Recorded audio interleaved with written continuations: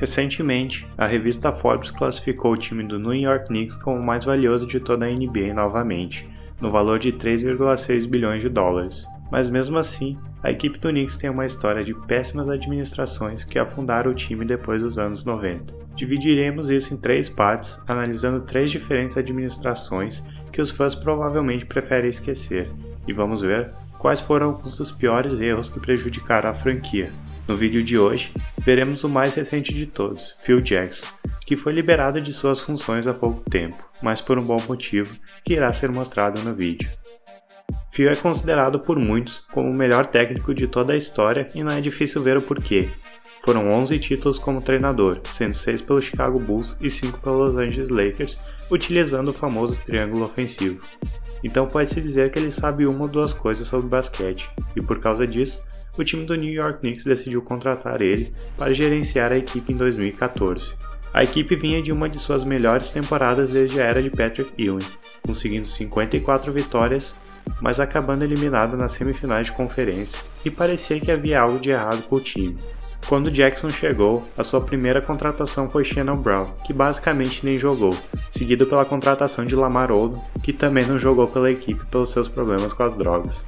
Depois, ele demitiu Mike Woodson, que não era um grande técnico, mas com certeza era melhor que seu substituto, considerando que no seu comando, a equipe do Knicks teve um recorde de 109 vitórias e 79 derrotas.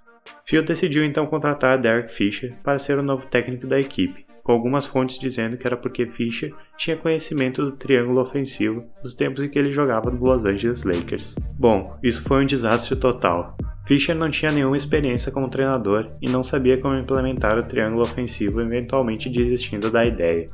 Ele também acabou se envolvendo em vários casos fora das quadras depois de seu divórcio, e ele começou a se envolver com ex-mulheres e até namoradas atuais de jogadores, até o ponto de Tim Hardaway Jr. confirmar uma vez que ele havia pedido para sua namorada se ela tinha algo com Fisher. Então, se o próprio jogador desconfia disso, não é algo muito bom para a química da equipe. Ele acabou demitido com o segundo pior recorde entre todos os técnicos da história do Knicks. Phil Jackson também começou a desmanchar o time que havia conseguido 54 vitórias, trocando Tyson Chandler e Raymond Felton, o que não foi muito bom para eles, considerando que 2 dos jogadores que vieram nem atuaram e eles ainda ficaram presos ao contrato de Jose Calderon por mais 3 anos, enquanto Chandler possuía um contrato expirante. Eventualmente ele trocaria a maioria do time, incluindo jogadores como J.R. Smith e Iman Shumpert, que embora não fossem grandes jogadores na época, ainda rendiam mais que os que vieram. Ele também assinou com Carmelo Anthony para mantê-lo no time, o que era uma boa ideia considerando que Anthony era o franchise player. Os 124 milhões de dólares não eram um problema, e sim uma cláusula de trocas que ainda vamos falar.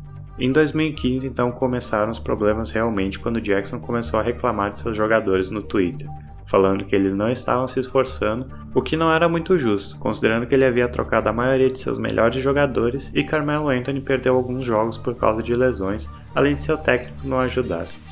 Nessa temporada, o Knicks teve o pior recorde de toda a sua história, ganhando apenas 17 jogos no total. Na temporada de 2015-2016, ele finalmente demitiu Derek Fisher e promoveu Kurt Rambis como treinador.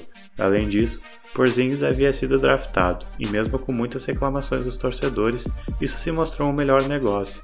Mas talvez essas sejam as únicas coisas boas que ele fez em seus meses no time. Ele trouxe em seus anos vários jogadores que quase nem atuaram, ou não fizeram nada enquanto estavam lá. Jogadores como Jimmy Fredette, Tony Rolfe e Kevin Serafin.